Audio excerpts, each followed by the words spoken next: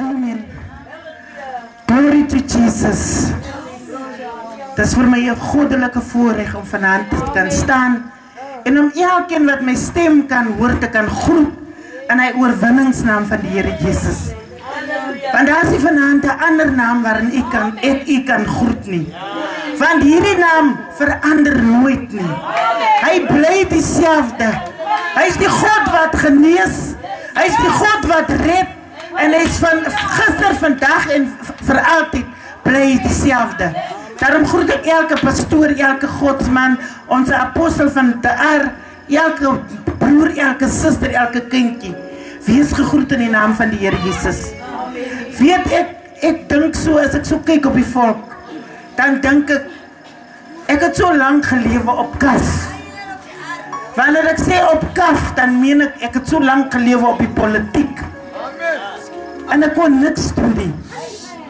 Dat het my gefrustreerd, dat het my siek gemaakt. Maar toe kom ontmoet ek hierdie mooie Jesus. En hy kom verander my lewe radikaal. Glory to Jesus. Ek kon in die politiek niks doen vir ons mense nie. Maar ek kom vanaand in die naam van die Here Jesus. En ek kom sê vir u, dit is die beste besluit wat u kan neem. Om die Here aan te neem. Om die groot geneesheer aan te neem. Weet ek wil net vir u so kort getuie vertel. Dat die Here genees nog steeds.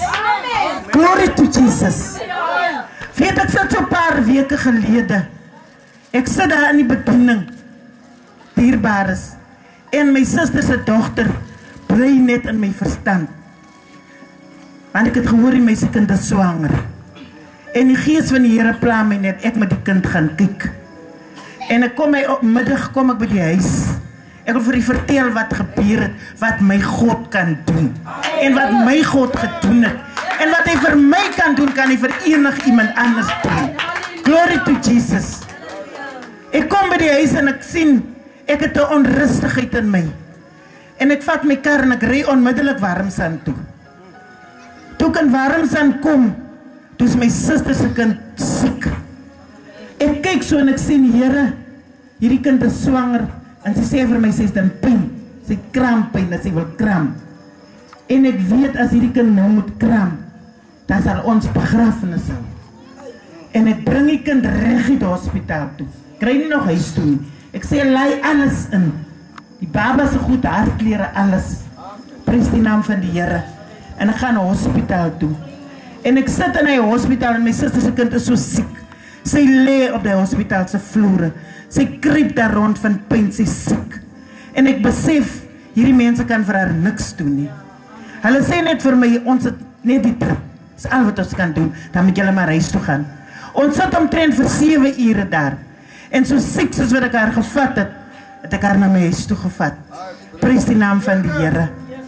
En is Sondag, is Maandag, die kind is siek, sy bly net in die badkamer. Sy slaap nie, sy eet nie. En ek besef, ek sê vir die Here, Here, ek weet nog nie, ek is so swak. Ek is eintlik so swak dat ek nie kan met u praat nie. Help my tog net uit hierdie situasie uit. En die gees van die Here kom by my en die sê, kom in gebed. Herinner my aan my belofte. Prys die naam van die Here. En ek sê vir my kinders, kom, almal, die wat die Here dien, kom staan nader. Vanaand moet ons hierdie demoon uitsit, wat in hierdie huis heers, wat in hierdie kind heers. En ek kon my God aanroep. Ek kon sê, Here, op grond van die woord, raak toch hierdie kind aan, Here. Here, want hierdie kind is verswak, Here. Here, sy sweet in die aan, sy kan nie slaap, Here. Here, asseblief raak haar aan, het gesê, as ek u aanneem, en u woord hou, dan moet ek u herinner aan die belofte. Dan moet ek u kom aanroep, want ek is benoud, Here.